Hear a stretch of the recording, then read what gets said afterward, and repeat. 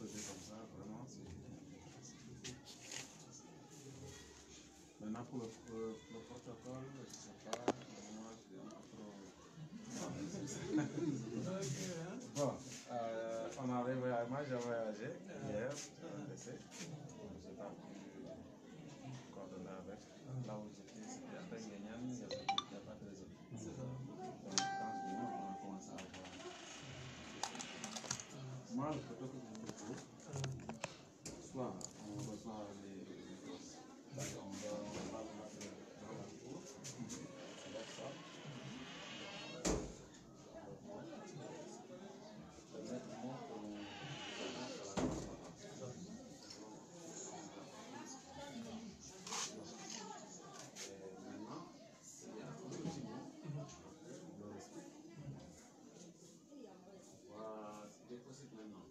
C'est la base du message de passage dans les classes. Dans les classes, les jeux parler, sensibiliser et surtout booster parce qu'il y a des gens qui sont passés par là, qui ont réussi et qui ont pensé à revenir à la source. Surtout, c'est ça, c'est l'aspect qui nous intéresse. Et c'est ce qui avait fait que j'ai demandé à qu'on choisisse un jour les élèves. C'est ça.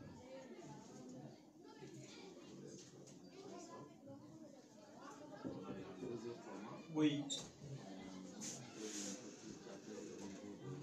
Bonjour.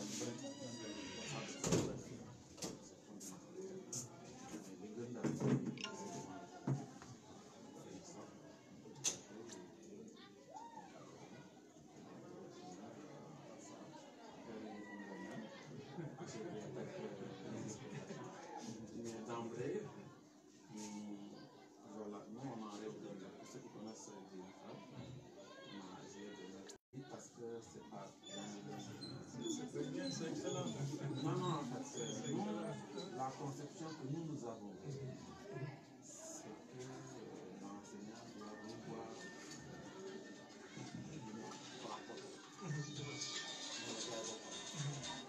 parce que nous sommes devant les élèves, nous sommes des référents devant eux. Donc, ils doivent voir des gens corrects. Et vraiment qu'ils savent qu'ils vivent dans un cadre normal. Non, quand tu es dans le cours, ça c'est l'ouvrier qui est là. Quand vous êtes dans la cour, c'est l'ouvrier qui est là. S'il sort, un mécanicien qui sort, il a ses il n'y a pas de problème. Et c'est nous, quand on sort avec la craie blanche, il n'y a pas de problème. Mais au moins le cadre dans lequel on travaille, un cadre idéal. Donc on a changé la salle de prof en salle de professeur, en salle de principal, et on envisage équiper totalement. Donc vous avez même un salon pour pouvoir accueillir dans de bonnes conditions. Vraiment dans de bonnes conditions. Malheureusement, on n'a pas pu. La salle de prof, on a trouvé une salle. On va y aller là-bas après. Là aussi, on a aménagé. Il reste du travail à faire. La salle de surveillance aussi, on a changé. On a donné une salle, on l'a équipée aussi, on va visiter tout ça. Et on a voulu aussi vivre dans un cadre, surtout un environnement excellent. Ça, c'est peut-être un défaut en moi, mais j'aime le beau. Donc, c'est pour ça qu'on a commencé à toucher un peu l'environnement. On n'a pas fait de droit. Il y a des étudiants qu'on a fait venir ici, des étudiants de l'UNCR, et qui ont fait le tour pour voir comment ils peuvent rendre l'école environnement. Voilà, je tiens beaucoup. Le deuxième grand objectif, c'était l'école sport. Honnêtement, nous voudrions que l'école soit une école de qualité en termes de savoir, de contenu, mais en esprit sain, dans un corps sain. effectivement, on peut aller voir après au niveau du terrain ce qu'on a commencé à faire, parce que nous voulons des élèves sportifs. Pas changer l'école en dirigeant sportif, mais honnêtement, nous voulons que le sport soit un des maillons forts. Troisième projet maintenant, le grand, le bâtiment qui est là, les anciens, de la surveillance à la salle 13-9.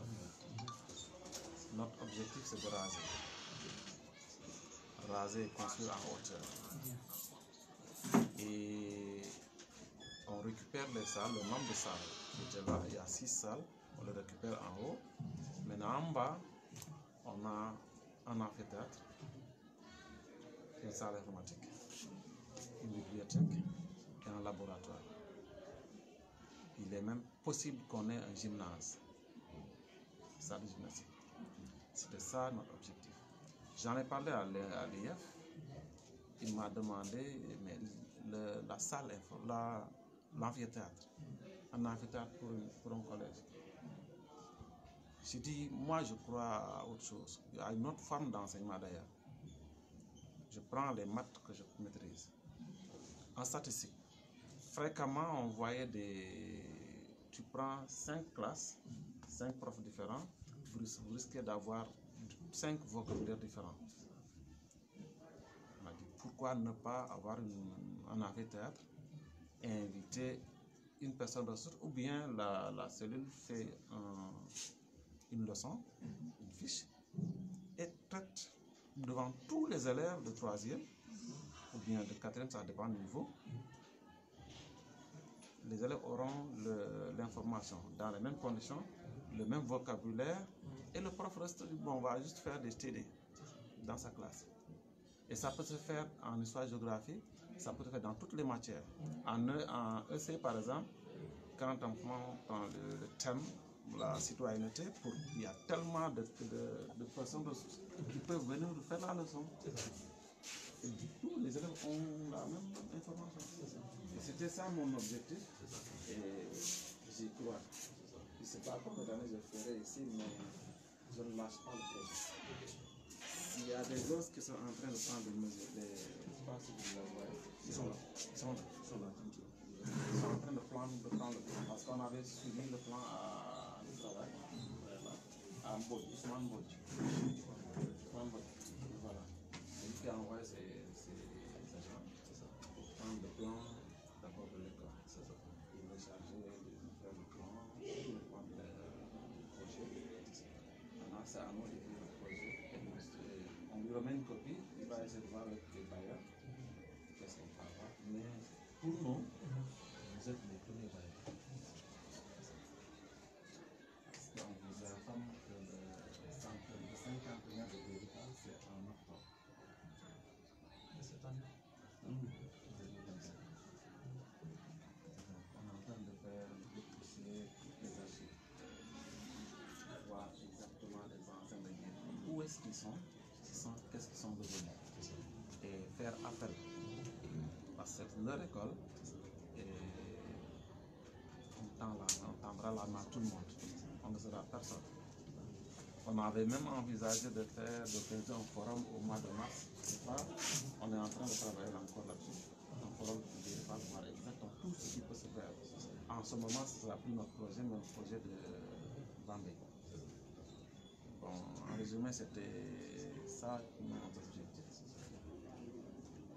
Bon, on doit maintenant des équipements parce que on voit dans chaque salle pourquoi la lettre que vous avez envoyée. Qu'est-ce qui justifiait ça? Parce que au niveau de la communication, c'est pourquoi on avait parlé de serveurs là-bas. Au niveau de la communication, on voudrait que la communication avec les parents d'élèves, avec les structures, soit très fluide. Chaque fois qu'un prof n'est pas, juste un exemple, chaque fois qu'un prof doit s'absenter, la veille, si nous sommes informés, les élèves de la classe, à la seconde près, leurs parents auront le SMS. Et c'est sélectif. Quand on a parlé avec la Sonatel, ils me disent pour ça, il faudrait un serveur. Parce que ce n'est pas un groupe WhatsApp, c'est un serveur qui va faire la sélection par classe, des fois par élève, des fois pour les élèves, ainsi de suite. Mais selon ce qu'on veut. Parce qu'on ne voudrait pas que... On veut révolutionner l'information au niveau des écoles. Le parent doit pouvoir suivre le travail de son élève à tout moment. À tout moment. Ça, c'est un projet que nous avons fait. C'est ça qui faisait que nous ne voulons pas tuer la salle informatique. Et j'en profite pour vous informer que l'année dernière, quand je suis arrivé, j'ai rencontré le principal, pourtant, il m'a informé que la salle informatique, l'actuelle salle informatique, n'est pas octroyée à l'école. Ce n'est pas une session. Je pense que c'était un prêt. Mais on n'a trouvé aucun papier qui retrace ça. Vraiment fait quand on recevait le truc. Mais exactement qu'est-ce qu'ils ont dit avec Québec, qu'est-ce qui a été signé, rien. Mais quand les gens chargés du patrimoine quartier sont venus, ils ont informé le principal comme quoi ils peuvent s'attendre à tout moment voir leur salle récupérée. Donc ça veut dire que nous avons comme à tout moment ils peuvent le prendre. Ils peuvent la prendre, nous préférons essayer de... Non.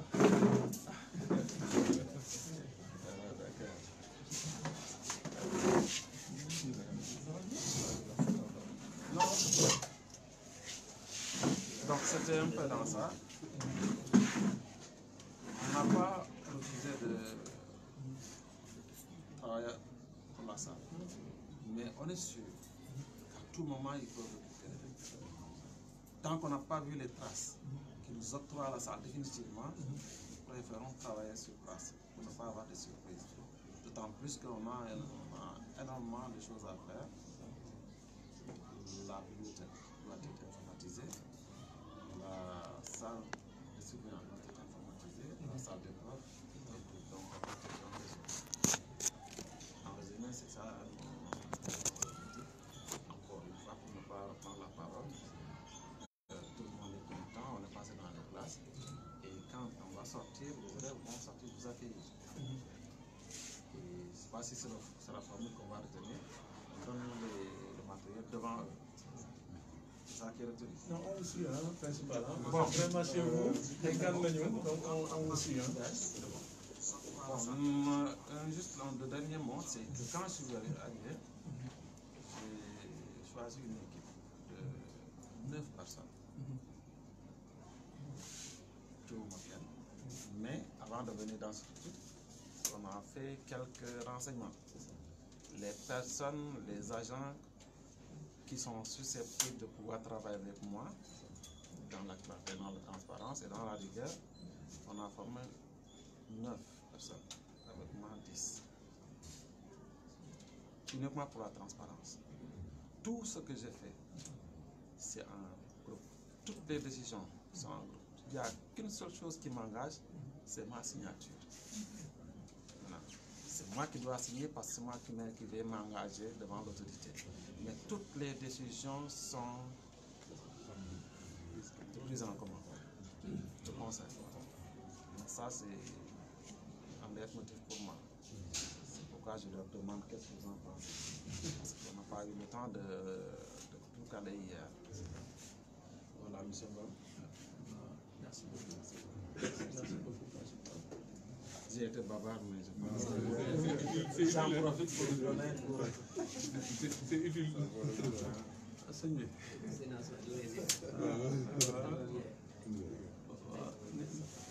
Monsieur le principal, donc je vais prendre la parole au nom de mes camarades. Une bonne partie est là, présente avec moi. Il y a d'autres aussi qui ne sont pas là, mais qui sont un peu partout, dispersés à travers le Sénégal, et aussi certains sont à l'extérieur.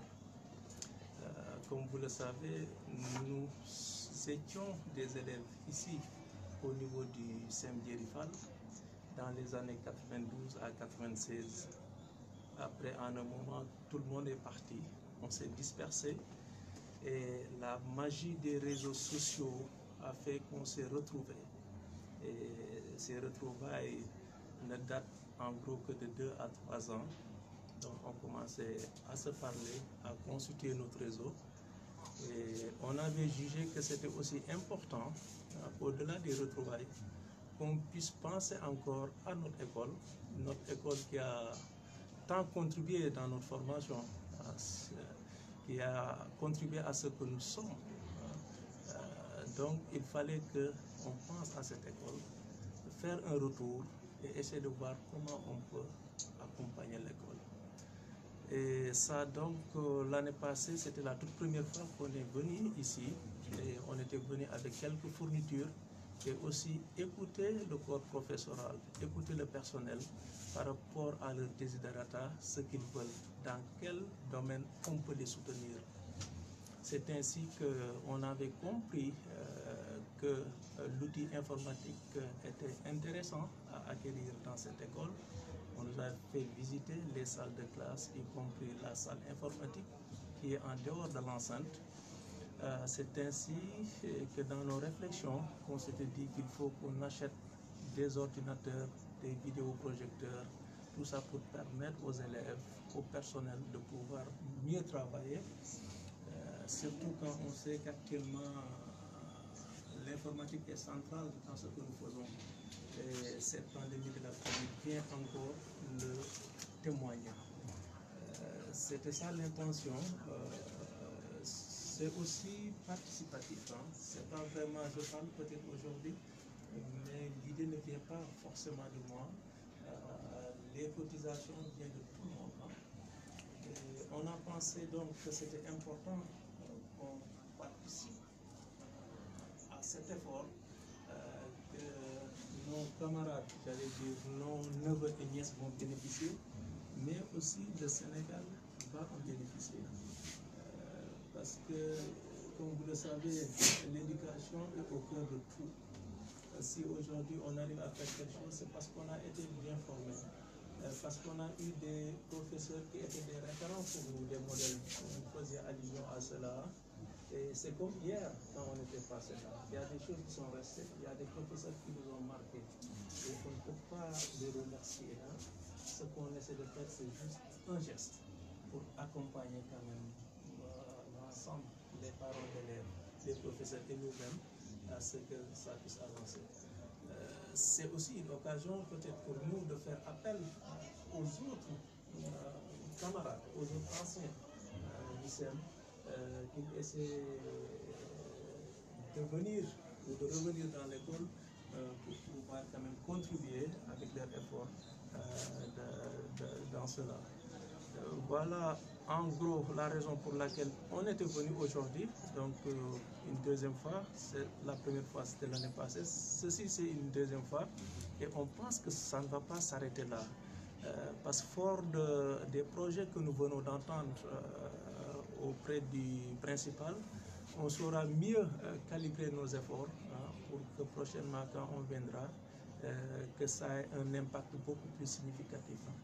Donc voilà la raison pour laquelle on était venu, mais on profite aussi pour saluer tout le monde, mais aussi pour vous souhaiter une bonne et heureuse année 2021. Aussi souhaiter à ce que le Tout-Puissant puisse éradiquer cette pandémie et la Covid, mais qu'il continue à nous combler de sa grâce. Voilà, ensemble, principal, on vous suit. Vraiment, on vous suit par rapport au protocole et on fera ce que vous direz. Et merci beaucoup. Certainement, il y a des choses à compléter et je laisserai mes camarades le compléter. Merci beaucoup. Merci. De toute façon, moi, je salue ce geste noble que vous venez de faire et qui n'est pas une première. Parce que tout ce que vous avez fait, non seulement vous avez fait pour le corps professoral principal, mais surtout pour les parents d'élèves, parce que la finalité c'est l'élève. Et que l'élève, on a l'habitude de dire que c'est l'investissement le plus cher pour nos parents. Donc si vous faites ça, moi je vous remercie au nom de tous les parents d'élèves. Et ça nous touche vraiment profondément au cœur. Et j'en profite aussi pour vous souhaiter une bonne et heureuse année. Que cette année soit pour vous une année de bonheur, de paix et de réussite. Je profite aussi de cette occasion pour vraiment remercier le principal. parce qu'il a beaucoup de projets dans sa tête. Et que ce projet-là, c'est tous les acteurs de l'éducation qui doivent l'aider à réaliser ce projet. Parce qu'il est permis de rêver quand même. Bon. Parce que lui, non seulement, et puis si vous constatez, il a tellement insisté sur le mot transparence. Ça, moi, j'en sais quelque chose. Parce que même tout ce qu'il fait, il partage ça jusqu'au niveau des parents. Ce matin, il m'a appelé à mon téléphone. Malheureusement, mon téléphone, je ne pas le mais il faut nous voir que c'est le président de l'Union. Aussi, c'est pas une obligation. Vous n'y toguez donc, dans toutes ces activités, nous, on est prêt à les aider. Fu mu kii nee naa ko muy guddi muy bëccëg fu ma soxlaa na ñëw fëgg ma mën na loolu daal laa demoon di remercier aussi la presse là parce que surtout ñi tous les acteurs de l'éducation fu ñu teewee rek ñoom ñu ngi teew c'est parce que aussi l'information bu ñu ko relayé ah loolu lu am solo la ma daal li ngeen def dama leen ci sant parce que ma leen ko bañ a def il y a des gens qui ont des possibilités am ñoo xam ne ils ont des milliards mais ils préfèrent yóbbu ko ci banque suisse yi ak yeneen yi yéen bu ngeen def lii pour seen rakk yi seen jarbaat yi yéen vraiment yàlla rek moo leen di fekk loolu la laa leen woon dinaa ko wax au nom des parents la monsieur vous remercie.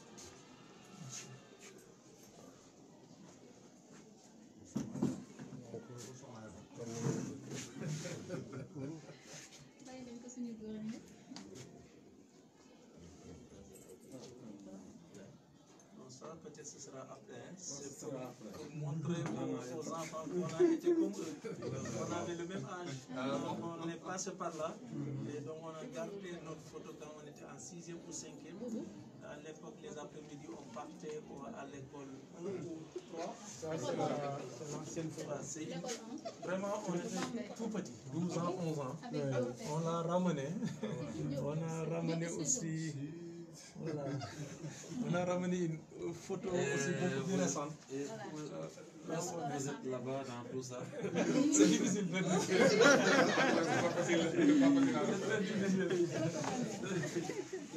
Sinon, on vous en parlera au programme que vous avez décrit. En direct comme je vous l'ai dit ancien élèves yoo xamante ne dañu ñëwoon indi ay ndimbal yoo xamante ni ñu koy jox CM bi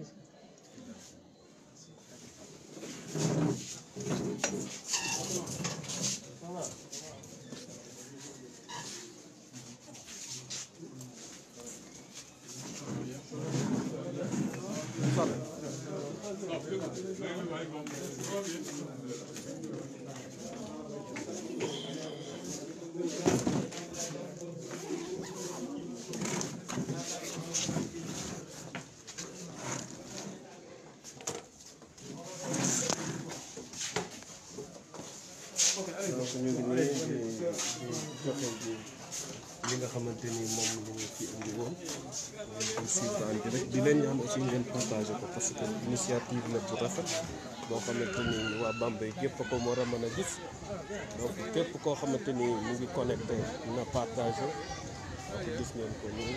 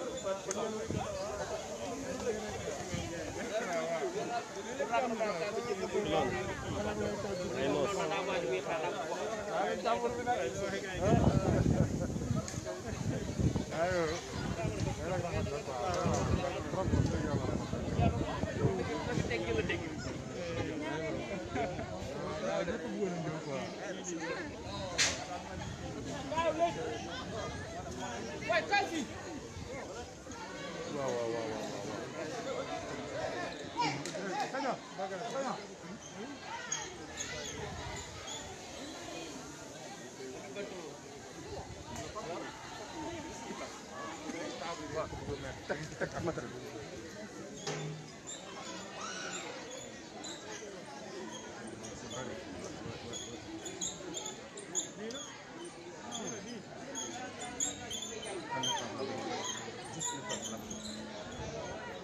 moo collègue rek collègue.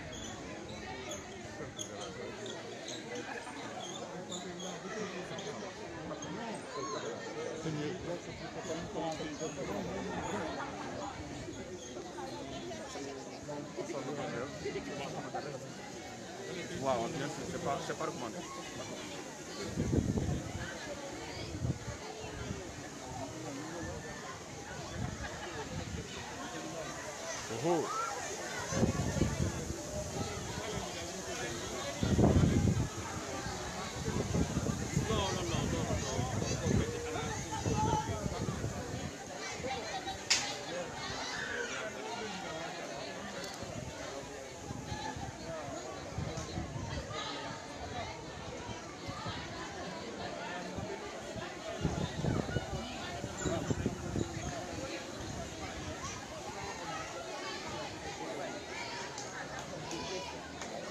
Pascal.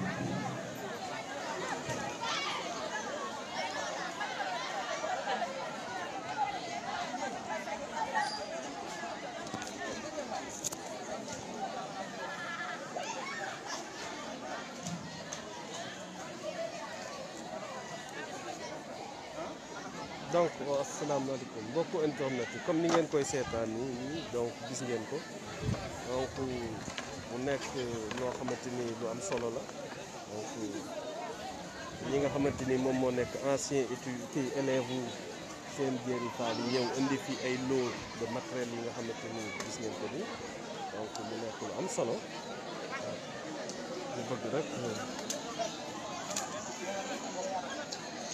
ngeen teewe ko parce que daa am solo te ba pare aussi damay demander à ce que képp koo xamante ni ancien élève la fépp foo mën a nekk ci département Bambey nañu toppandoo jëf ji parce que jëf ju rafet la te c'est à perpétuer vraiment donc gis ngeen ko nii matériel yi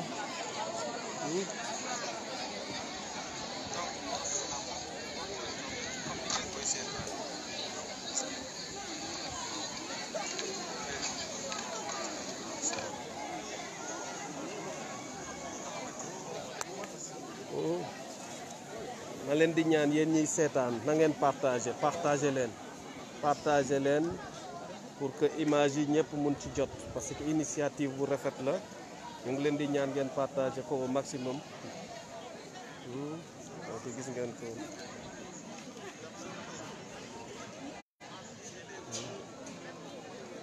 partager leen ko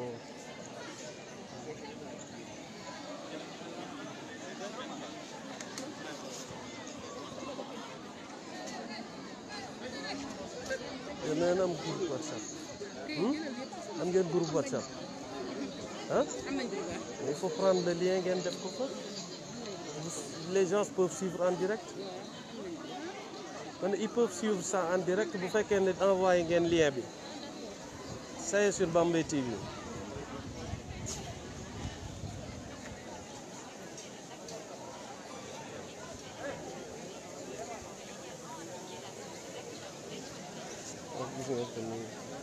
Sujet spécifique, dites par exemple quoi.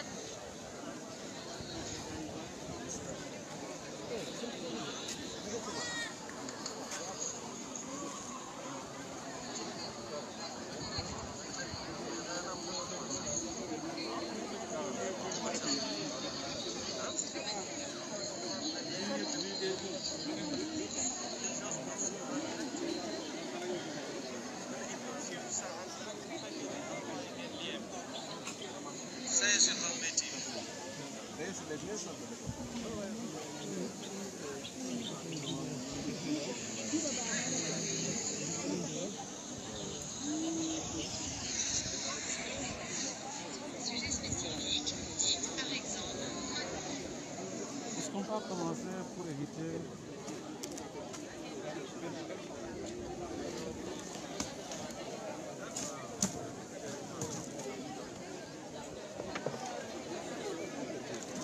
Donc comme ni ngeen ko gisee nii ay anciens élèves yu seen Jéeri Fall ñoom ñoo def lii donc ñuy ñaan rek képp ki nga xamante ni nekk nga ancien ci école boo mun di nekk lii am na njëriñ donc te vraiment nii nga xamante ni moom la ko ñuy defee noonu la ko ñëpp mën a defee donc partager leen ko maximum parce que am na solo am na solo.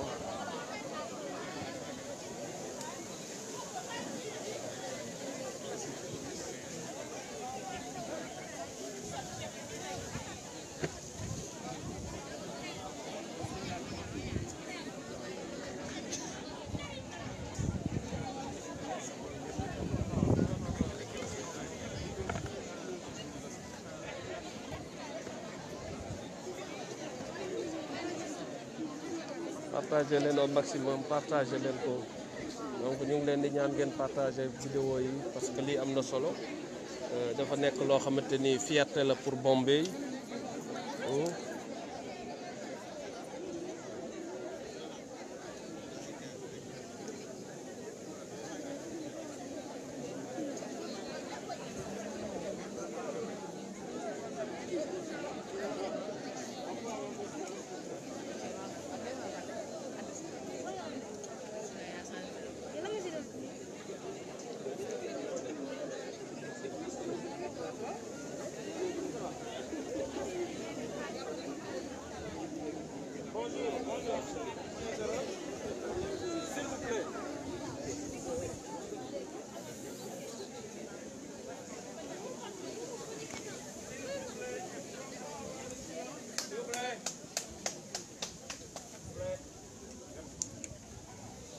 On peut commencer, s'il vous plaît.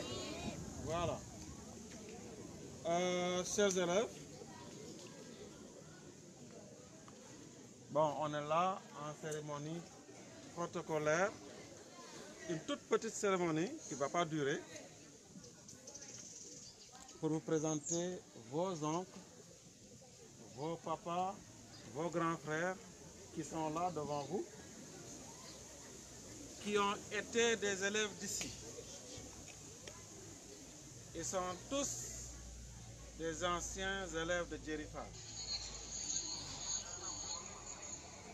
Ils prendront la parole. Ils passeront dans les classes parce qu'après vous allez retourner dans les classes. Ils vont passer dans les classes, vous parler parce qu'il y a des messages qu'ils doivent vous donner comme anciens et vous devez voir ces informations-là. Ils sont passés par là, ils ont réussi et ils sont venus nous offrir du matériel. Et ce n'est pas la première fois. L'année dernière, les crayons que vous avez reçus en début d'année, qu'on a distribués dans les classes. Vous avez reçu ça, n'est-ce pas? Oui. Ça provenait d'eux.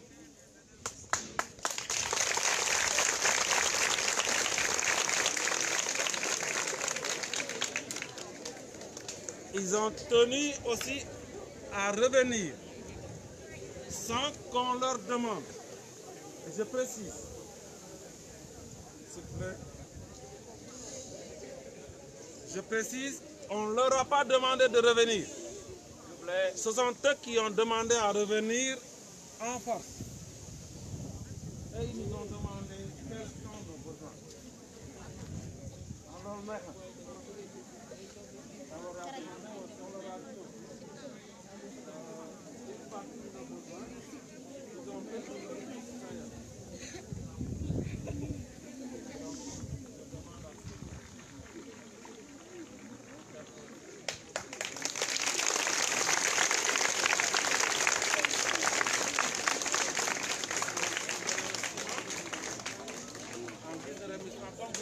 serrer la main à tout le monde.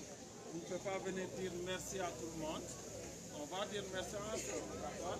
Mais au moins, quand on applaudit, ça vient du cœur et ça va vers les cœurs. Voilà ce que je voulais dire. Encore une fois, merci, monsieur Lom. Merci.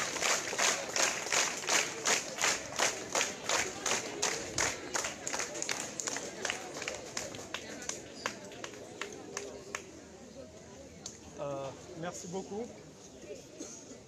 Monsieur le principal du SEM Djerifal de Bambey, Monsieur le président de l'association des parents d'élèves, chers professeurs, chers élèves, enfants, neveux, nièces, bonjour. Permettez-moi tout d'abord de vous remercier de cet accueil très chaleureux. Et on ne pensait pas à pouvoir être accueilli de cette façon. Pour cet accueil, on vous dit merci beaucoup. Comme l'a dit monsieur le principal, nous sommes d'anciens élèves du SEM Djerifal. On a été là pendant 4 ans, de la 6e à la 3e, dans les salles que vous voyez juste derrière vous. Après, il y a de cela 2 à 3 ans, on s'est retrouvés par la magie, j'allais dire, des réseaux sociaux. On s'est tous retrouvés après plus de 15 années. Actuellement, nous sommes dispersés. Nous sommes dans plusieurs secteurs d'activité. Nous avons certains qui sont au Sénégal et d'autres qui sont à l'extérieur. C'était la classe M1B, 6e M1B, 5e M1B, 4e, 3e. Il y a d'autres anciens qui viendront. L'année passée, c'était la première fois qu'on revenait à l'école. On revenait à l'école parce qu'on avait en tête tout ce que l'école a fait pour nous. Si aujourd'hui on est encore là, en partie, c'est grâce à l'école. En partie, c'est grâce aux professeurs qui étaient là. Et ce sont ces mêmes professeurs qui sont encore là. On a toujours des élèves qui sont encore là et qui demain pourront revenir encore à l'école. On est venu l'année passée vous soutenir en termes de petits matériels, j'allais dire, mais aussi cette année, on voulait revenir avec des choses beaucoup plus consistantes. C'est ainsi qu'aujourd'hui, l'objectif, donc, c'était de venir une deuxième fois, vous amener un lot de matériel constitué de 10 ordinateurs de bureau, constitué aussi d'un vidéoprojecteur, mais également constitué d'un ordinateur portable.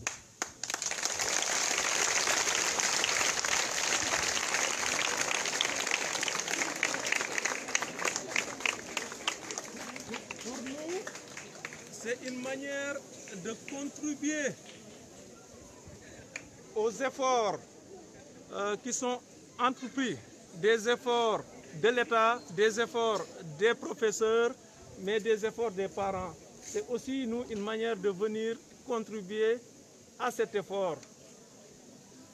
Tout ce qu'on vous demandera, c'est de continuer à apprendre. Vos parents se sont donnés corps et âme. Vos professeurs le font. Donc, ce qu'on vous demande, c'est de rester discipliné, de travailler, parce que le Sénégal compte sur vous. Le Sénégal compte sur sa jeunesse. Et le SEM Djerifal a été toujours un SEM d'excellence. Et vous pouvez continuer à garder haut ce flambeau. Et je sais que c'est possible, vous pouvez le faire. Donc, on sera toujours aussi à vos côtés pour vous aider dans la mesure de nos moyens, de ce qu'on peut faire. Ce qu'on vous demande donc, c'est vraiment de pousser pour que demain vous soyez les cadres de demain du Sénégal. Je ne vais pas rester très long, mais encore, le but c'était ça. Mais on va revenir et encore et encore. J'en profite pour vous souhaiter aussi une bonne et heureuse année. Vous souhaitez aussi une très bonne santé, sans laquelle on ne peut rien entreprendre, on ne peut rien faire, surtout en ces moments de pandémie de Covid-19. Donc respectez les règles sanitaires, continuez à apprendre.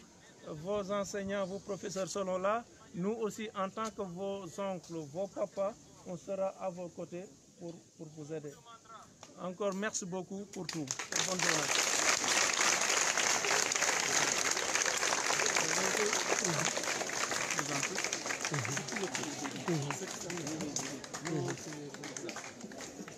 Bon, je voulais pas le faire, je voulais rester un peu discret. Je ne suis pas seul, on est environ une cinquantaine. On va laisser d'ailleurs nos photos. Quand on était petits, 12 ans, 11 ans comme vous, on va vous donner nos photos actuelles. Ce sont ces deux tableaux, vous allez les voir. Hein. Et ça,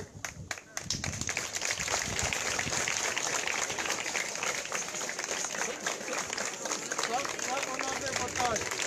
Hein?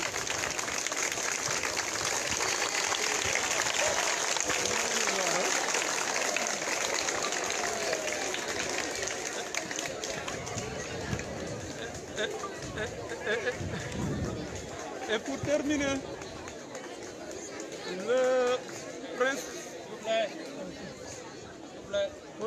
le principal me demandait de me présenter. On ne peut pas refuser. S'il vous plaît. Oh.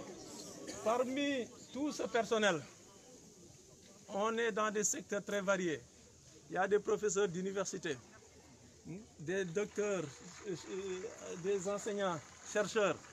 Nous avons des docteurs, j'allais dire, hein, des médecins. Nous avons des infirmiers. Nous avons aussi des militaires. Nous sommes partout, des principaux même de SEM qui sont là. Hein. Pour ma part, je suis Ousmane Ngom, je suis un militaire, je reste discret. Je suis un pilote de transport, je vole sur des avions. Et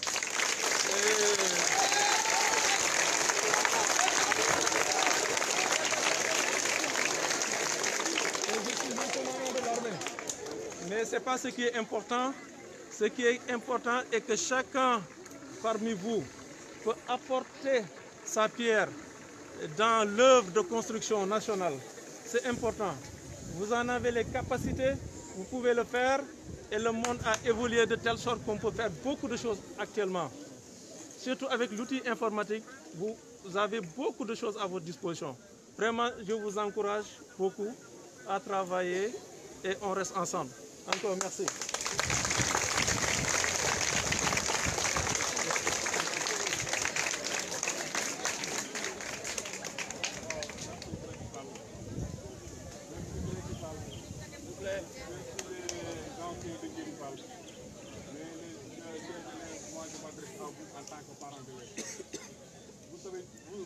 Vous avez vu tout ce qu'ils ont fait pour vous.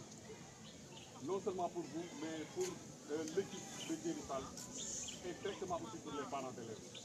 Et tout ce qu'ils font pour les parents d'élèves, ils le font pour les élèves. Parce que l'élève, alors est l'investissement le plus important pour un parent d'élève. Donc, moi, ce que je vous dis, c'est de faire mieux que quand vous serez des anciens cadres.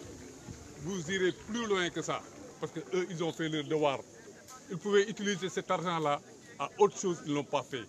Ils l'ont fait pour vous, pour nous et pour toute l'école. Donc, ce que vous pouvez faire pour nous satisfaire, nous parents d'élèves, c'est d'avoir de bons résultats et de devenir demain des cadres supérieurs, parce que la nation vous appartient demain.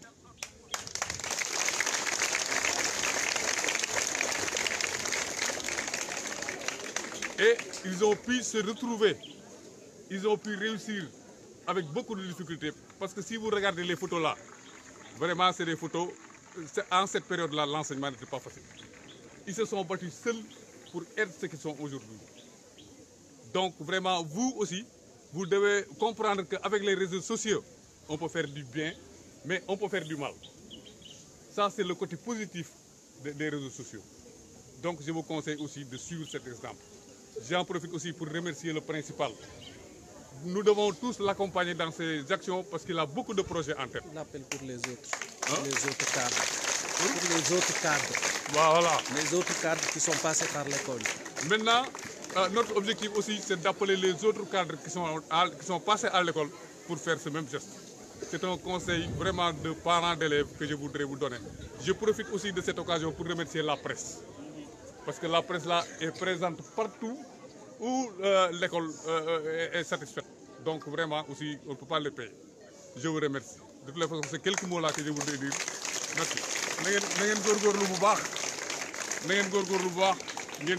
Parce que nous, parents d'élèves, liy sedd suñu xol rek ngeen jàng bu ngeen jàngee ba réussir di ngeen mënal seen bopp mënal seen parents d'élèves même bu ngeen mënul seen parents yi di ngeen mënal seen bopp di ngeen xool ci exemple yi parce que ñii temps yi jàng booba jàng bi neexul yéen leen tànne téeméer yoon parce que fii maternelle ba université mën ngeen a bañ a dëkk ngeen dëkk am na ñoo xam ne dëkkuñu woon sax biir Bambey ils étaient dans le département dañ doon dox bu ñu xëyee duñu dëkki di souffrir ba tey ñu agsi fii donc vraiment loolu laa leen dégg góorgóorlu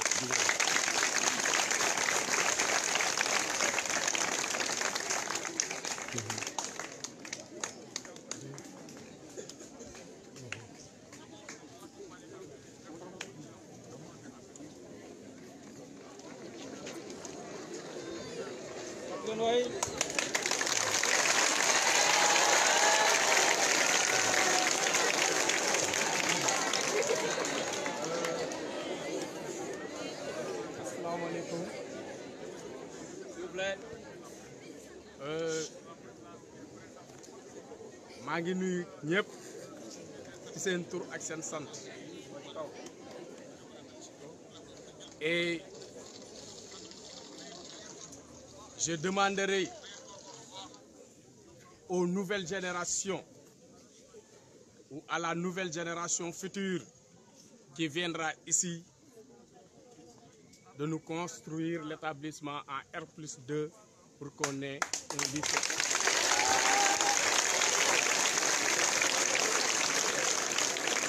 Et je sais que vous pouvez le faire parce que je suis dans les classes, je sais vos compétences et vos capacités.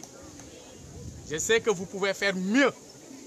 Et donc on vous exhorte dans cette lancée pour pouvoir faire plus. Et je vais terminer mes propos en remerciant chaleureusement nos frères qui sont là. Je dirais nos jeunes frères parce que nous sommes la génération d'avance. Nous sommes de la génération 94, ils sont de la génération 95, donc nous sommes leurs grands frères et ils nous ont devancé le pas. Et nous,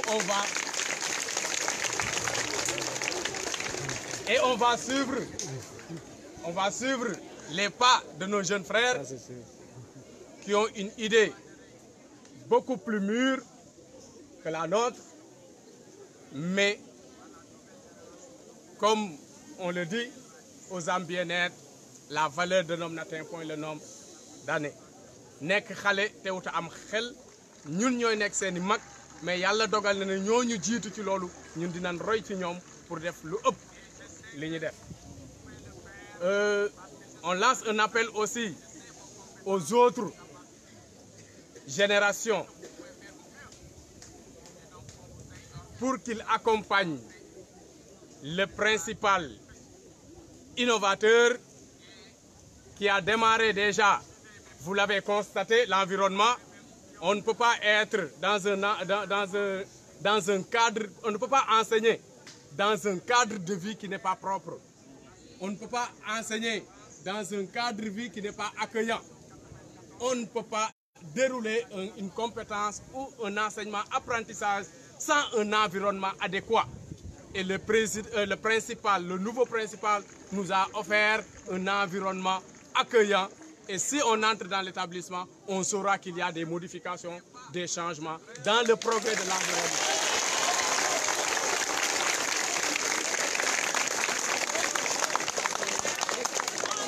Maintenant, il y a un progrès dans ce sens de l'environnement.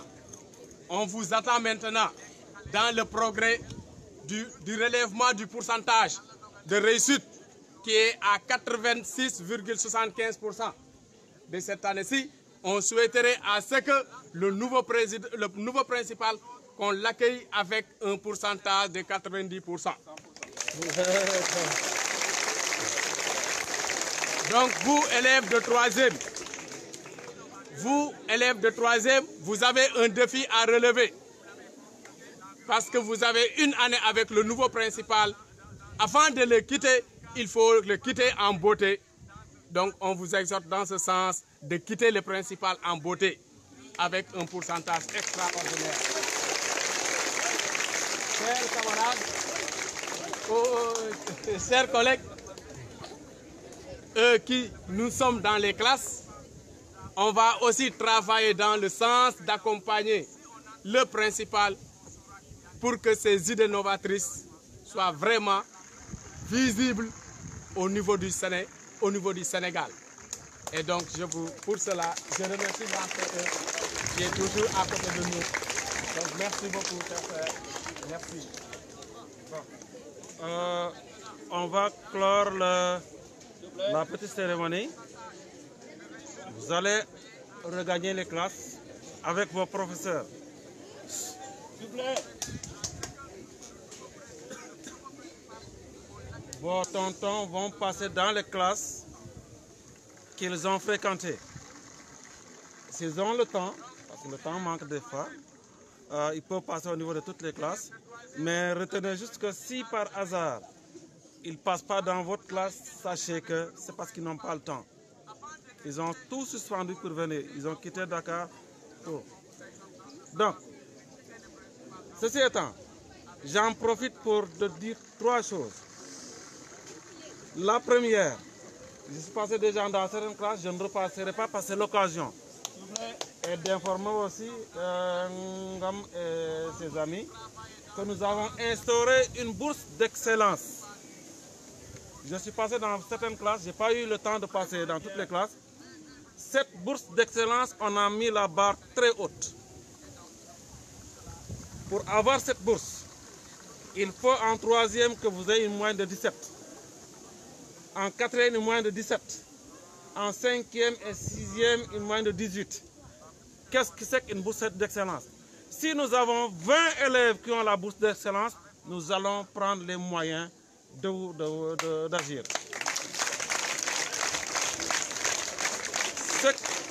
Ce qui est prévu pour ça, tout élève qui a la bourse d'excellence, l'année suivante, on l'inscrit d'office et on lui donne des fournitures. Pour le moment, c'est ce que nous pouvons faire. Et sur fonds propres, on demande l'appui de personne. Maintenant, ça c'est sur fonds propres. C'est budgétisé. Si d'autres, maintenant, comme vous nous soutenez, tant mieux. Mais déjà, la mise, elle est budgétisée, c'est dans l'école. Si on a 0, on garde l'argent. Et on précise aussi que avoir la bourse d'excellence n'est pas pour le cycle. Si vous l'avez cette année, on vous donne. L'année prochaine, vous ne l'avez pas, vous perdez.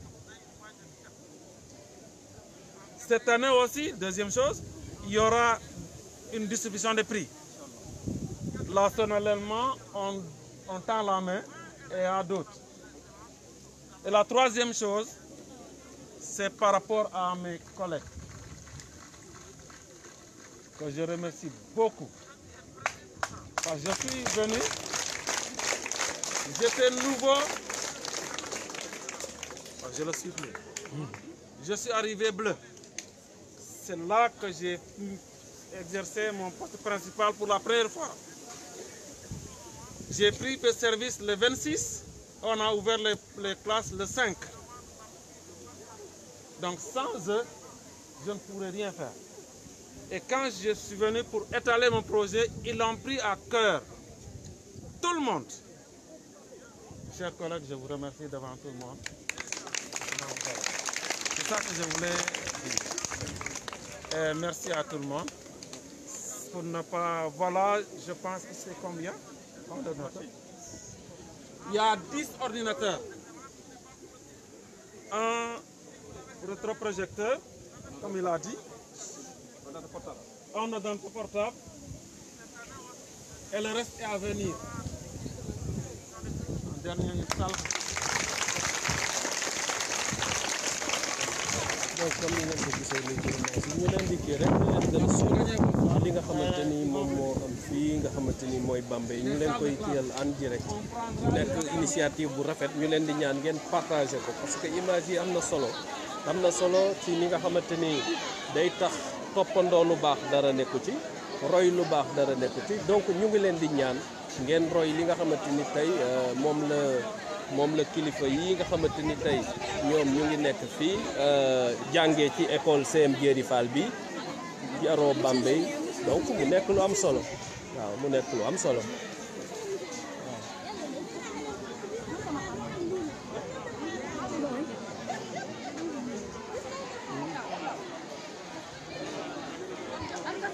Donc c'est ça. Donc c'est ça. Donc c'est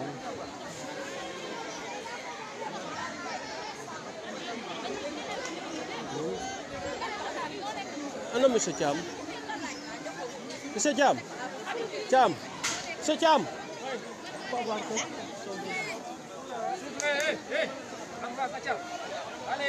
Monsieur Thiam.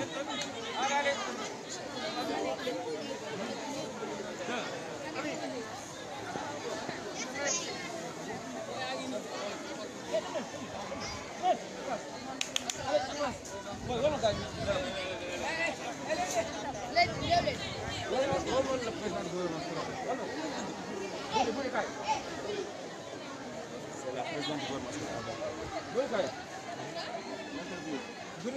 Ah. Interview. Il y a président du gouvernement. Il y a président.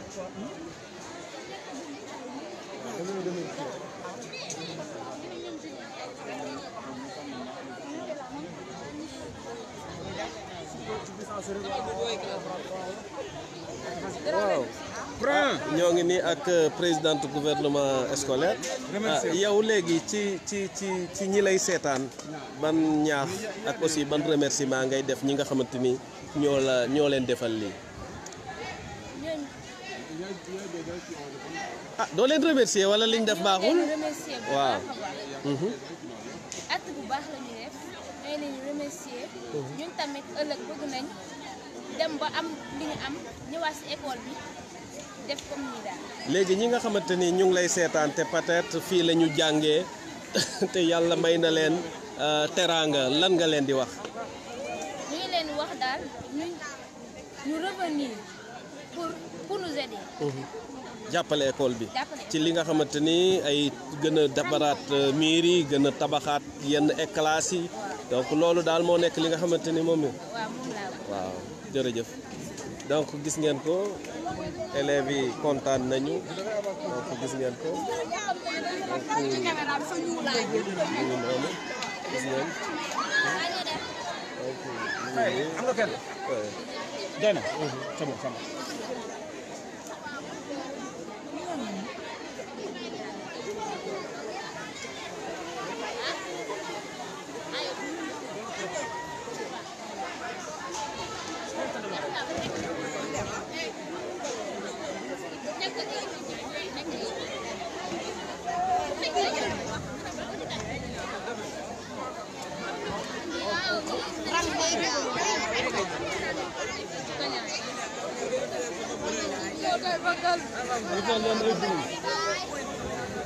donc gis ngeen ko élèves yi nee nañ ay blouse la ñu bëgg partenaires yi gars yi fi jàngee yéen ñëpp am na ci ñoo xam yàlla may na leen ay teranga donc def leen de telle sorte que chaque année CM bi di am ay blouse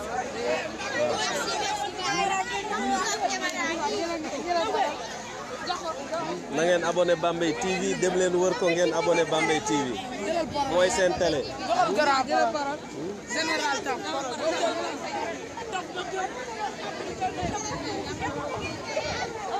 Donc on attend juste la visite dans les classes bi nga xamante ni moom la délégation bi war a def donc ñu ngi nii toog di xaar bi nga xamante ni mooy.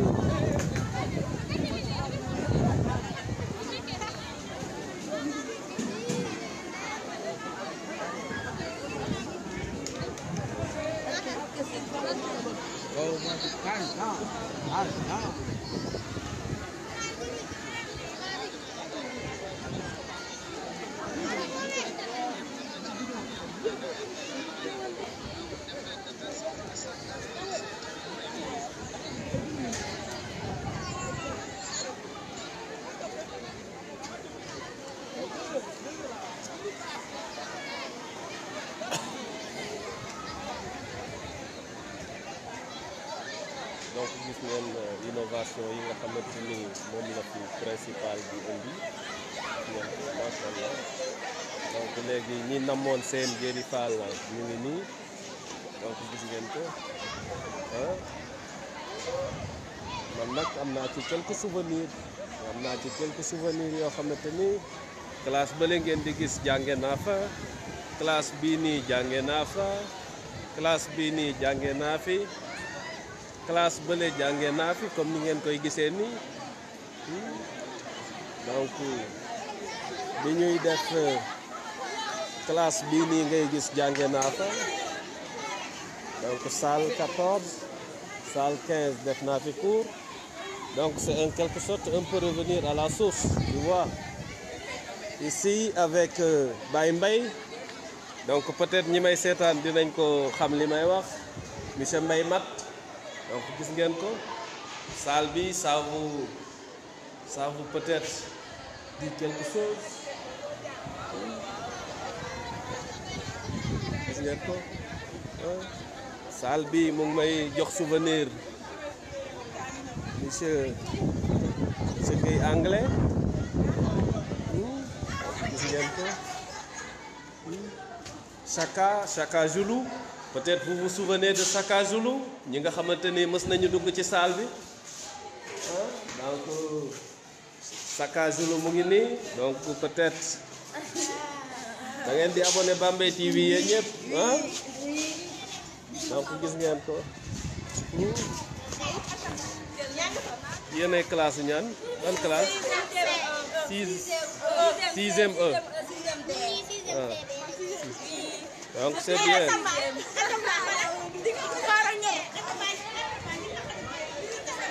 donc yi suni donc c'était pas comme bu njëkk ba ñun dañ doon def le tour di def cours fii après nga def cours fële fii la ñu monsieur Kébé doon yore en français donc cours français yi fii lañ ko doon defee salle 3 gis ngeen ko donc ay gis ngeen CM bi pour les nostalgiques gis ngeen ko maintenant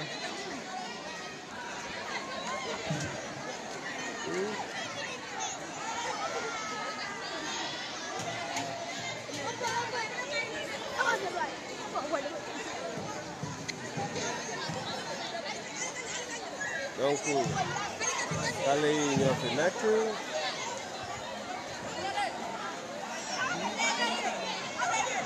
chaque salle amoon na particularité ma salle 3e yi salle 5e yi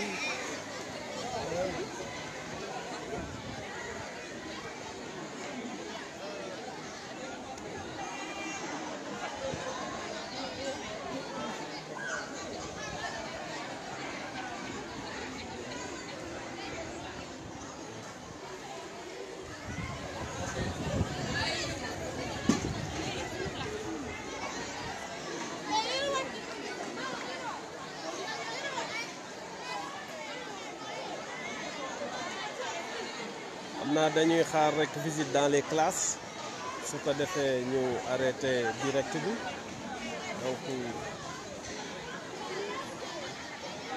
donc ñu actuellement dañu nekk di def interview dañ leen di xaar ñu def interview bi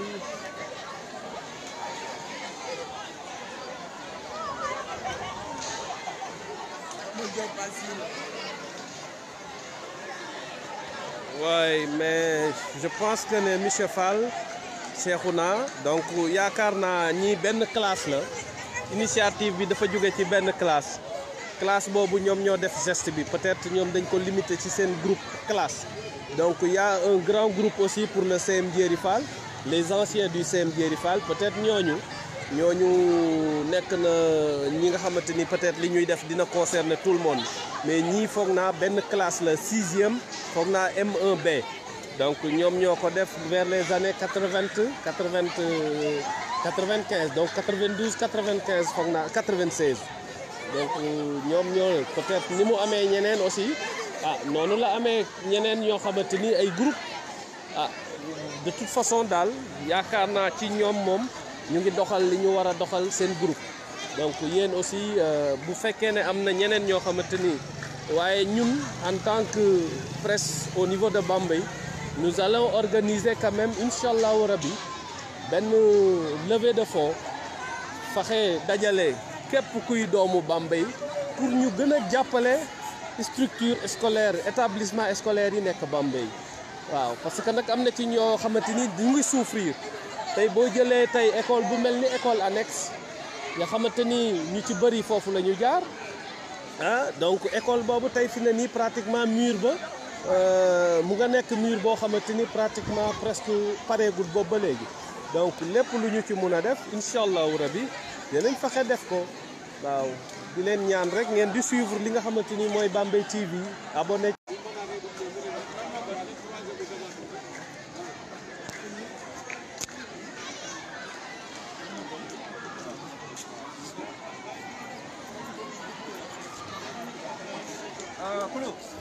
On va à la salle de classe.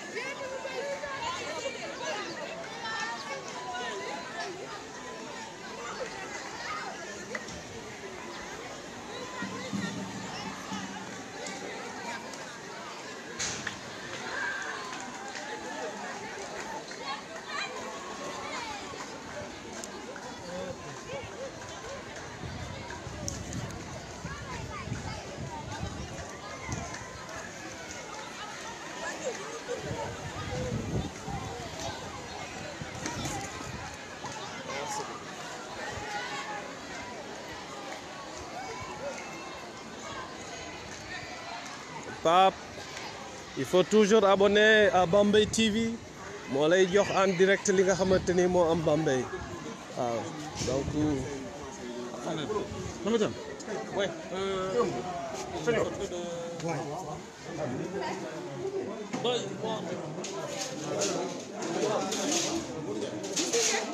Alors?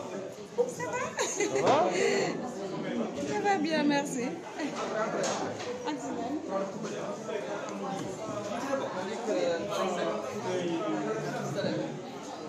Ah d'accord.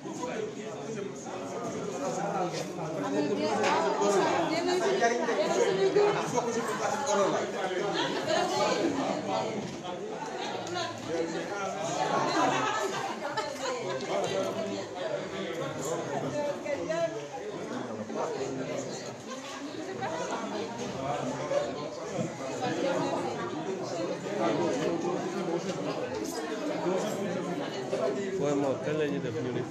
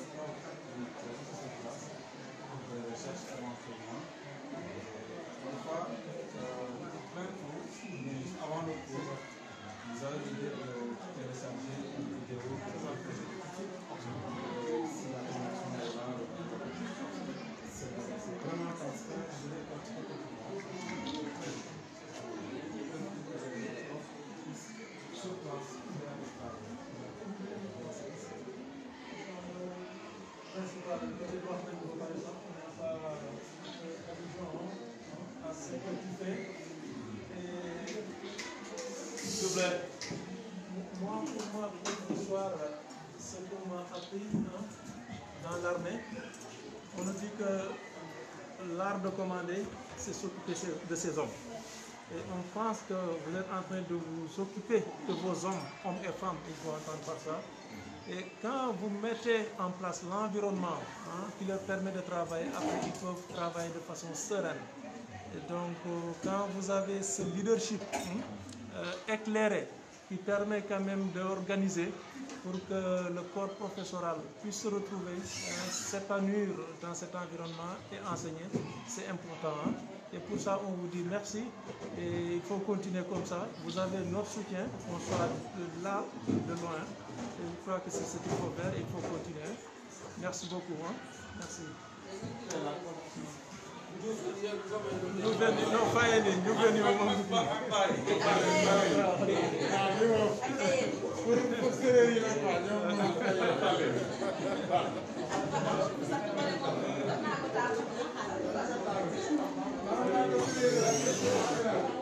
donc gars yi internet yi donc ñu ngi kii xam naa dañuy bàyyi rek gars yi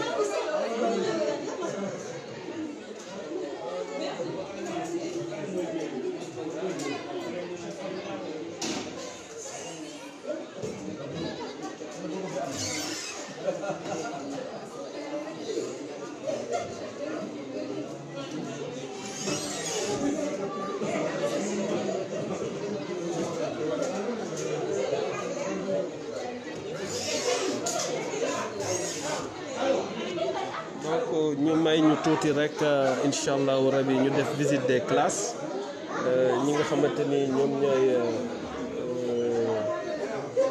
délégation bi def visite des classes su ko defee nag xam naa ñu tëj mbir mi waaw donc mu nekk lu am solo ñuy ñaax nag comme ni ma wax rek ñuy ñaax ñi nga xamante ni ñoom ñooy yeneen naataango yi ñu def comme nii vraiment donc def ko ñëw participer ci li nga xamante ni tey mooy tax école CM Diery Fall normal baax ñu ñëw jàpp ci bu baax a baax a baax.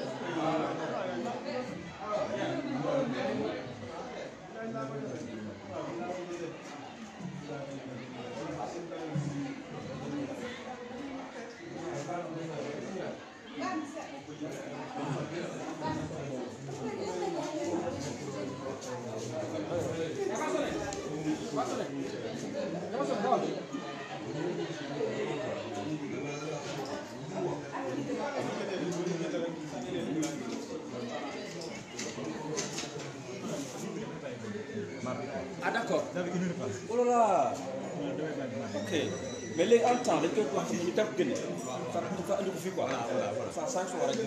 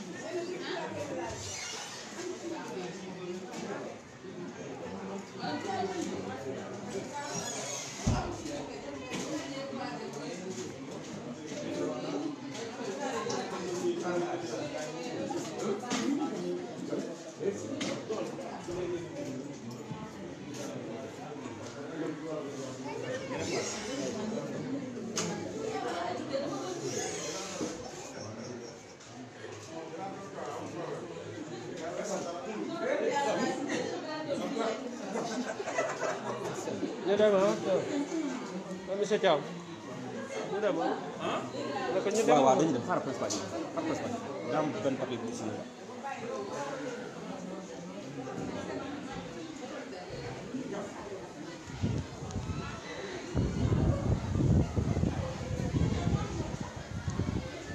donc il y a la visite des classes bi nga xamante ni moom la ñu war a def donc ñu may ñu tuuti ñi nga xamante ni yéen a ngi ñuy suivre en direct ngeen may ñu donc délégation bi war a visiter li nga xamante ni mooy classe yi donc gis ngeen salle magie peut-être am na ci ñoo xamante ni fekk nañu salle magie donc case baa ngi nii. Salle magie donc gis ngeen ko peut-être ñi nga xamante ni jot nañ fi jaar wala ñu jàngee fi en ce temps là magie ñoom ñoo ñu ko mayoon ñun fekk nañu fi donc gis ngeen ko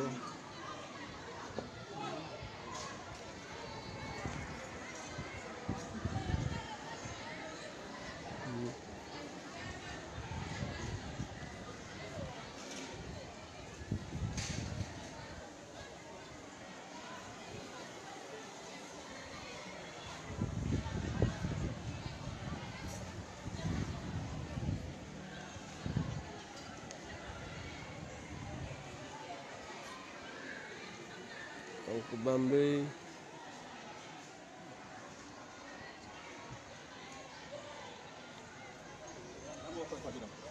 mu ngi ne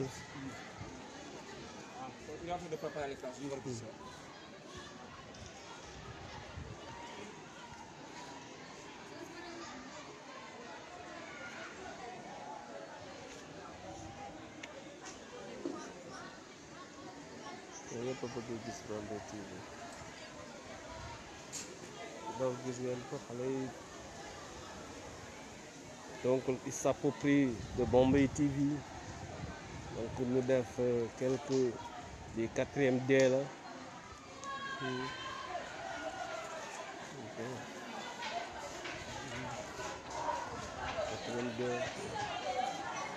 gis ngeen fi aussi 4e D kii day yow da ngay toog fi kii day toog fi Moussa yi di toog yow dinaa la boole de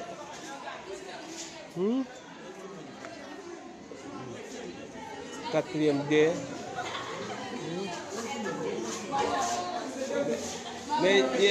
mais yéen ñëpp abonné ngeen Bambey TV wala yéen ñi ñëpp xanaa kon mu bëri abonné dem leen xooli ko abonné ngeen abonné bu ngeen abonné wul du ngeen ko xool de ku ci abonné wul rek dama koy dagg bopp bi laay dagg 4e D kon déwén 100% la kan moo fi tut am moyenne keneen du am moyenne yëkkati na yow doo am moyenne kon taxal ma ñëw wax principal mu génn la dàq la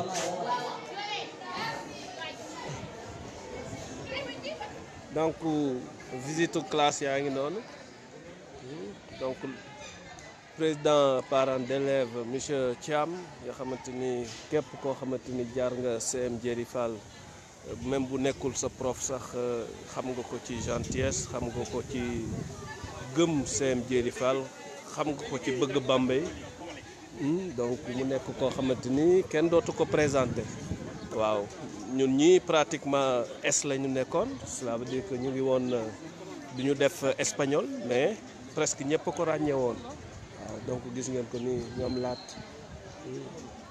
ay waa Bambey lañu gis nga ko ñu ngi ci CM bi di ci bay waar gis ngeen ko délégation bi su Karim moom bokk na ci ñi nga xamante aussi ci CM bi waaye nekk Bambey ñu nekk ci comité de santé bi ci góorgóorlu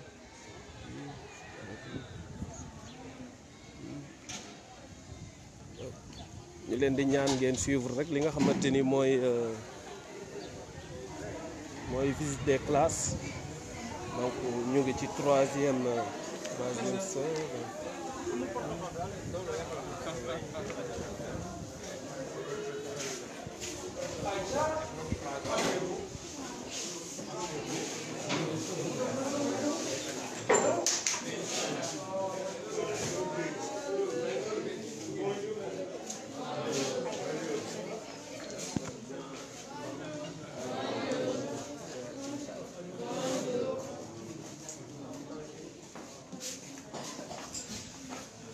C'est la troisième C, avec M.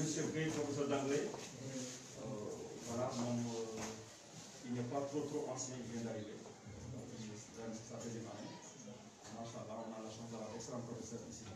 C'est des professeurs vraiment très dévoués. Donc ça, c'est notre troisième C. Voilà, moi aussi j'ai cette classe, mais en espagnol.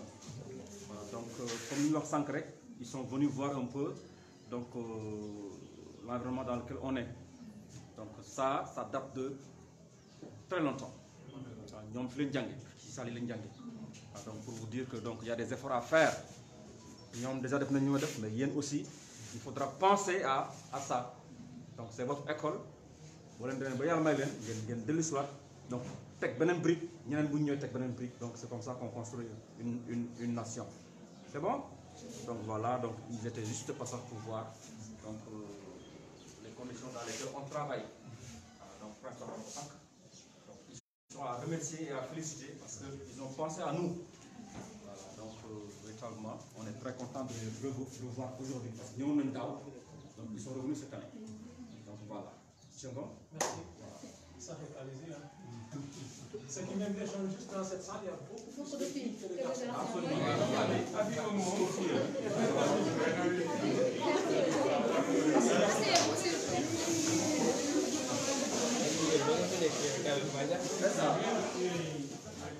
bonjour tout le monde. Bonjour chers élèves. Bonjour cher professeur M. Gueye. Après.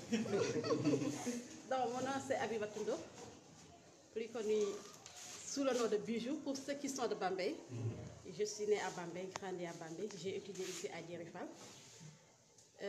de 92 à 96. Et tout ce qu'on dit ici, je crois que ce sera que répétition. Mais comme on dit, la répétition est toujours pédagogie. On était là l'année dernière, c'était pendant la même période, le mois de décembre. Cette année aussi, on est revenu. L'année dernière, on était là avec un lot de matériel, des cahiers, des livres au programme, big crayon et tout. On avait aussi prié que Dieu nous donne longue vie pour qu'on revienne. Et alhamdoulilah, on est là aujourd'hui avec des machines, vidéoprojecteurs et tout. Alhamdoulilah, santé Yalla. Tout ce qu'on vous demande, c'est d'étudier. Rien ne vaut les études. Respectez vos professeurs, respectez vos anciens, respectez vos camarades et respectez-vous vous-même. Vous êtes des élèves de 3e. La classe de 3e, c'est pas, je peux dire, c'est pas facile, mais aussi c'est pas difficile. Si vous croyez, vous y parviendrez, Inch'Allah. Vous avez un examen à faire devant vous. Et l'examen, c'est pas à la fin de l'année qu'on le prépare. On le prépare dès à présent. Donc, il faut s'y mettre dès à présent. On est au mois de janvier. Vous avez des mois encore devant vous. Donc, il faut cravacher et ça viendra, Inch'Allah. En tant que jigéen lan ngay jox xale yi conseil ñoom ñi yaakaar ne peut-être bàyyi njàng mi topp yenn mbir yi alors que autonomie dem ba jàng ba tekki amal sa bopp mënal sa bopp ban conseil ngay jox xale yi ci loolu. digaluma ko benn jigéen ndax man jigéen la te je parle en connaissance de cause. Jigéen fu te góor taxaw tey jigéen taxaw na si wet. Déjà on a des exemples. Monsieur Cham est là, il est professeur d'espagnol. Monsieur Gueye est là, il est professeur d'anglais. Moi aussi, qui vous parle, je suis professeur d'anglais. Donc, mën naa ne góor baax na jigéen baax na te fi mu ne léegi foo dem mën naa ne jigéen ñi ñooy raw jigéen ñi ñooy raw góor ñi booy xool classe bi tey ay jigéen ñoo fi ëpp.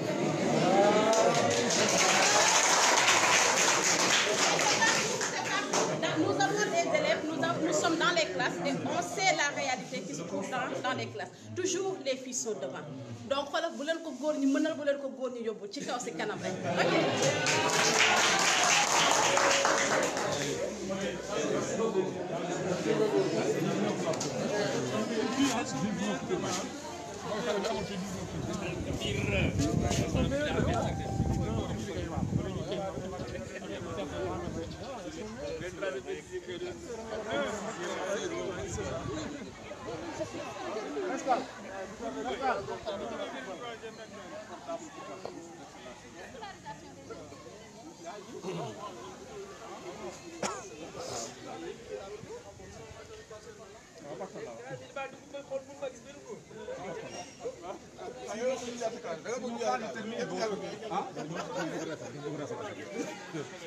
Bonjour. Donc c'est bon.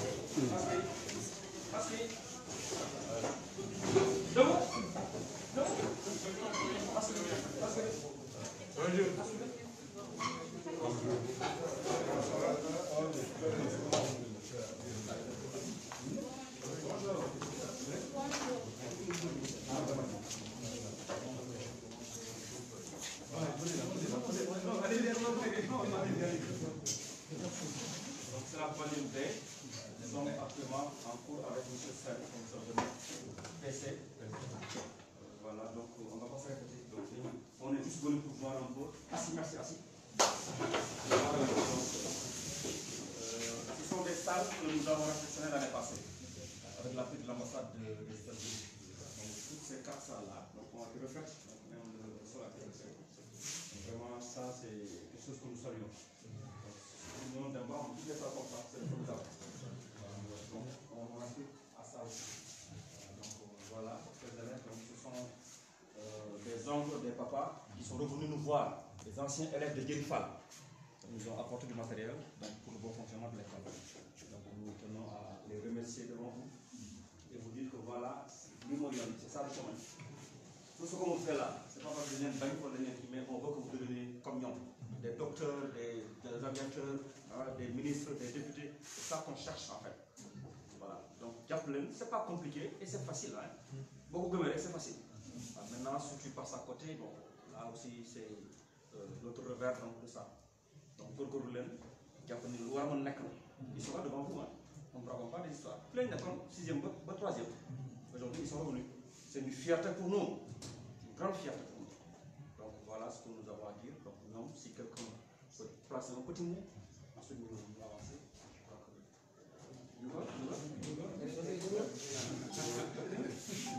Merci beaucoup de l'honneur. Je dis bonjour aux élèves, bonjour à notre collègue, M. Sen. Vraiment, aujourd'hui, on a le cœur rempli de joie de revenir encore au CEM Djerifal. On dirait qu'on est assis sur les tables. Présentement, on a ces images qui reviennent et que ça fait plaisir. Je remercie mes camarades qui nous ont accompagnés ici encore pour venir vous appuyer dans vos apprentissages et enseignements, pour améliorer aussi vos connaissances. Donc tout ce que nous vous disons, c'est de redoubler d'efforts encore et de travailler parce que seul le travail paye. Et qu'on a besoin de vous demain pour bâtir notre nation qui est le Sénégal. Nous tous, on a passé par là. On était élèves ici au CEM Djerifal, de 6e jusqu'en 3e. Nous tous, nous sommes de Bambey.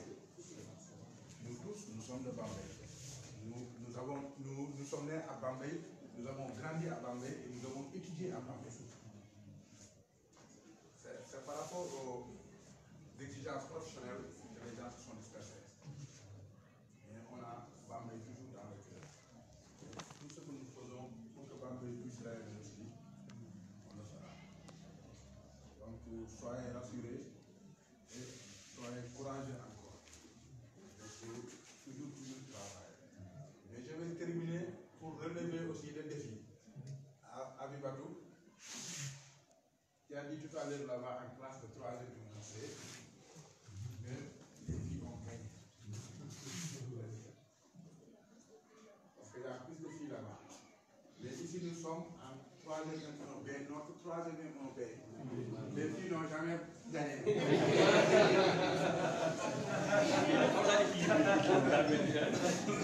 Donc, Inch'Allah, vous êtes en classe de 3e, on vous souhaite une réussite totale. Que l'année prochaine, vous serez au lycée. Et que je vais dire qu'on attend un pourcentage de 90% pour les garçons. C'est bon?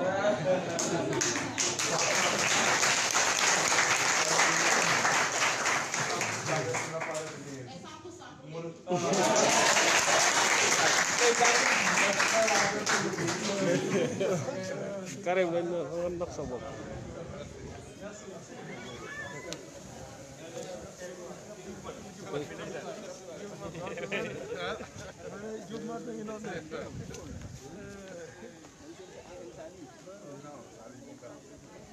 Mais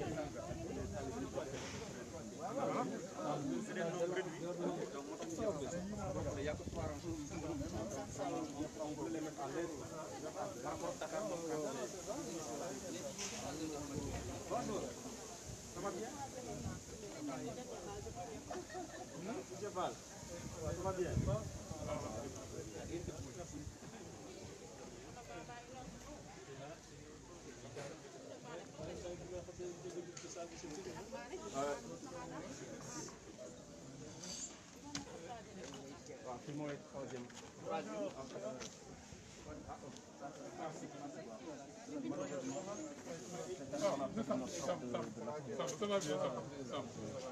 C'est ça pour le français, oui. Donc on va voir cette 6e là. La 6e E. Bonjour monsieur Koulibaly.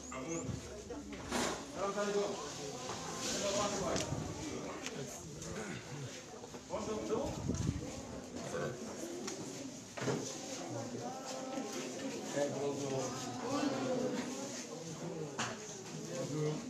Assez, merci. Merci.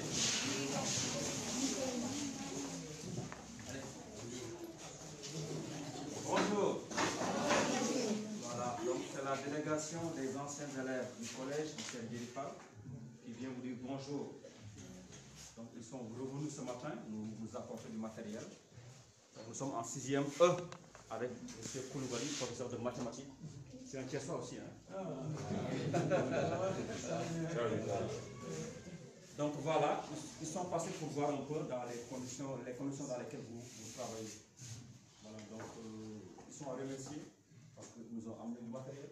Dans nous aussi nous avons chaque année donc on voit aussi que y a une copie qui nous il y a une école, il y a 6e terminale. À ce moment-là, pas 3e. Pas 3e. Donc ils sont devenus maintenant de grands cadres. Donc nous avons aussi une top 5 ans. Demain, boo leen demee ba am ngeen def li ñu def c'est-à-dire ngeen ñëw aussi indi seen participation ci école bi donc ñoom dañ ñëw pour xool un peu place nu mel donc voilà on laisse la parole ça nous un petit mot ñu ko waaw xale yi asalaamaaleykum waaw ñu ngi leen di nuyu comme ni ko monsieur Thiam waxee ñun leen doon jànge toll ni yéen nekk ay xale bon jàng bu ñu ko waxee benn li ci jiitu mooy nga am yar ñu yar la c'est mooy l'essentiel. dégg ngeen. boo yaroo xëy na ku yaru après boo màggee sa yar boobu dina quelle que soit la situation dina am lu mu la jël kon da ngeen di topp ñi leen di jàngal ñoom dañuy ñëw di leen jox xam-xam mais di leen yaraale kon ngeen góorgóorlu ci yar bi ngeen déggal leen am yar boo leen màggee après yar boobu moom loolu moo leen di jël ñoo ngi leen di sant bu baax di leen ñaax ci côté boobu dégg ngeen allez jërë ngeen jëf.